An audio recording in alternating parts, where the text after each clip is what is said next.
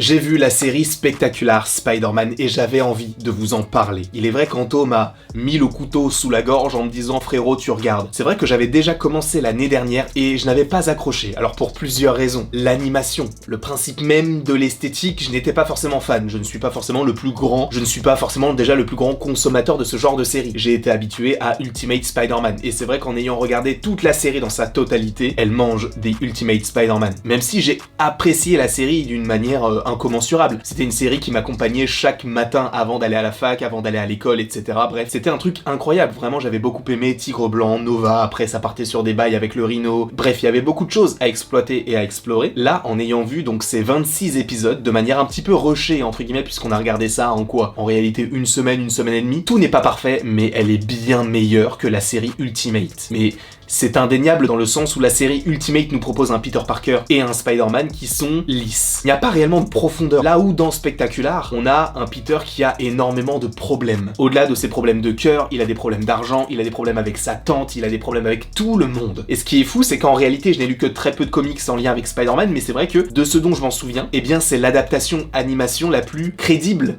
que j'ai pu voir. Avec des méchants qui sont vraiment très charismatiques, et certains que j'ai découverts. Captain Jupiter ou encore Hammerhead. Alors Hammerhead, j'en avais entendu parler, mais Captain Jupiter, pas du tout. On a évidemment l'évocation de Molten Man, d'Hydro-Man, qui ne sont pas du tout comme dans Far From Home. Certains vont dire, oui, bah en fait tu découvres qu'il n'y a pas que le MCU. Mais non, en fait, je sais qu'il n'y a pas que le MCU, mais c'est vrai que je les ai connus via cela. Mais dans la série, on a un tout autre aspect de tout cela. Nous avons des personnages que nous n'avons que très peu vus en live action. On a notamment un bouffon vert qui est juste exceptionnel, qui m'a retourné le cerveau. Vraiment, jusqu'à la toute fin, tu te poses énormément de questions autour du personnage et tu n'as pas réellement la réponse. Et après, tu te dis, ok, ils ont réussi à bien jouer leur coup, c'est superbe ce qu'ils ont fait. Parce que oui, il y a des retournements de situation, il y a des choses où tu te dis, pour bien comprendre, j'aurais dû regarder l'épisode 4 de la saison 1, enfin bref, il y a beaucoup d'auto-références, mais qui sont vraiment très bien écrites. Disons que ce n'est pas en surplus. Par ailleurs, cette série se compose en arcs de 3, 4 épisodes. Et ce qui est cool, c'est qu'ils arrivent à allier quand même pas mal de choses. Évidemment, à la fois les comics, mais aussi des choses qu'on a bien évidemment déjà vues en live action avec notamment la trilogie de Sam Raimi. Je pense notamment à la fin de la première saison qui se calque quasiment parfaitement avec justement le premier film de Spider-Man, mais avec un aspect tout autre où on inclut l'oncle Ben dans le combat entre guillemets face à tout cela. Bref, c'est vraiment très bien écrit. Et ce qui est malheureux, c'est que la série n'a pas forcément plu à énormément de monde. Alors nous, oui, dans le sens où déjà moi je l'ai découvert il y a peu, mais j'ai vu qu'il y avait une vraie communauté autour de Spectacular quand il a été montré entre guillemets sur l'affiche et dans les trailers de Cross the Spider-Verse. Et du coup, c'est à ce moment-là que j'ai vu, ah oui, il y a une vraie communauté autour de tout cela, et c'est Anto qui m'a poussé entre guillemets à me dire, bah frérot, regarde, au début je n'ai pas accroché, mais après oui. Et je trouve que c'est assez dommage qu'à l'époque, il n'y ait pas eu la volonté du studio de faire 3, 4, 5 saisons comme c'était prévu. Je remercie d'ailleurs les personnes dans le chat qui m'ont dit, mec, va sur ce site-là parce que là, il y a tout ce qui aurait dû arriver dans la série. Par ailleurs, on en fera une vidéo détaillée. Et en plus de ça, je remercie aussi Anto qui me l'avait dit, mais je l'avais oublié. Mais comme je vous l'ai dit, Peter Parker, il a d'énormes problèmes. Avec le travail, c'est compliqué d'allier le laboratoire avec le Daily Bugle, avec ses études. Donc ce trio est très compliqué, sans compter bien évidemment son activité de Spider-Man. Et on rajoute à cela Gwen Stacy qui est amoureuse de lui, on rajoute à ça Liz qui est amoureuse de lui, on rajoute à ça un personnage comme MJ qui rajoute aussi une sorte d'ambiguïté un petit peu étrange. En fait, c'est chaotique. Et c'est ce que j'aime du côté de Peter Parker. C'est vrai que certains sont là à dire que le Spider-Man de Tobey Maguire ou le Peter Parker de Tobey Maguire n'est pas assez profond, il ne joue pas bien. Je ne suis pas d'accord là-dessus. Je trouve qu'il y a vraiment une volonté en fait d'en faire un loser magnifique. Un peu comme les Gardiens de la Galaxie, pour citer un exemple plus récent. Dans le sens où ce sont des personnages qui sont entre guillemets nuls mais qui vont finir par devenir des personnages hyper importants. C'est-à-dire que Peter est considéré entre guillemets comme un loser, mais il a quand même réussi à avoir des amis fidèles, à avoir une tante aimante, à avoir en fait beaucoup de positifs englobés d'un nuage hyper négatif. Donc ça, c'est vrai que c'est très compliqué pour le personnage et ce sont des thématiques que j'aimerais beaucoup voir du côté du MCU ou en tout cas du côté d'un Spider-Man en live action. Et c'est vrai que depuis Andrew Garfield, eh bien on n'a pas eu ce genre de choses. Alors ça m'étonnerait qu'on ait cela du côté de Sony, ça m'étonnerait aussi qu'on ait cela du côté du MCU parce que ça semblerait un petit peu trop sérieux pour un personnage aussi bankable que Spider-Man. Et pour le coup, je suppose qu'ils vont se dire, bah, voyez bien que Spider-Man, quand on propose quelque chose d'un petit peu plus adulte, entre guillemets, ou en tout cas possiblement un petit peu plus mature, eh bien les gens ne suivent pas forcément. On attend surtout du Spider-Man qui fait rire pour les enfants, pour les personnes qui veulent quelque chose d'un petit peu plus familial, entre guillemets.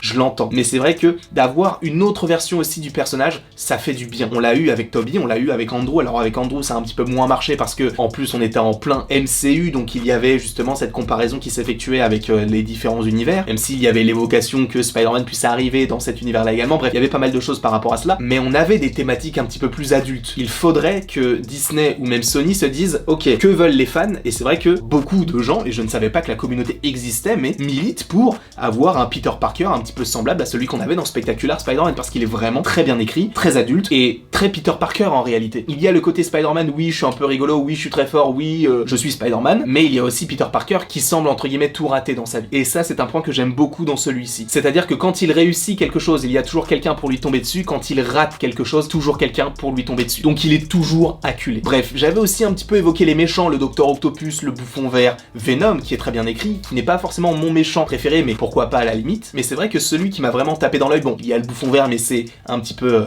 exclu, on va dire, c'est trop simple, et bien ce sera Tombstone. Puisque Tombstone, c'est vrai que c'est un méchant secondaire, que ce soit dans Into the Spider-Verse où c'est entre guillemets le bras droit du Caïd, que ce soit dans le jeu vidéo où on a quelques missions avec lui. Disons que ce n'est pas forcément celui qui a une ampleur conséquente, mais Anto m'avait dit qu'en gros, il voulait faire de Tombstone leur Caïd, puisqu'il n'avait pas forcément les droits pour ce personnage-là, et c'était celui qui pouvait le plus coller à l'image qu'on se faisait du Caïd. Et je trouve que c'était vraiment bien expliqué, bien exploité, et ce sont des choses que j'aime beaucoup dans le sens où on part d'un personnage qui ne jouisse pas forcément d'une énorme popularité, que ce soit dans les comics, dans les jeux vidéo, dans les séries d'animation, dans les films, tout court, et pourtant on va tout de même te proposer un contenu autour de ce personnage-là. Et un contenu qui est quand même conséquent, puisque on voit qu'il est extrêmement fort, qu'il domine quand même pas mal de choses, il est même appelé le grand patron, donc tu comprends qu'il a la main mise quasiment sur tout New York, ce que peut faire le Caïd notamment dans des séries comme Daredevil, et possiblement à un moment donné dans la série Echo, ou en tout cas dans le MCU dans sa globalité. Tombstone, c'est vraiment celui que je ressortirais de tous ceux que j'ai vus. Alors il y en avait qui étaient très intéressants, mais c'est vrai que lui, j'ai bien aimé le côté oui, c'est le grand méchant underground entre guillemets, mais ce n'est pas forcément totalement un énorme méchant. Il a des ennemis communs avec Spider-Man et ils peuvent s'associer. Et ça, j'aime bien ce côté-là où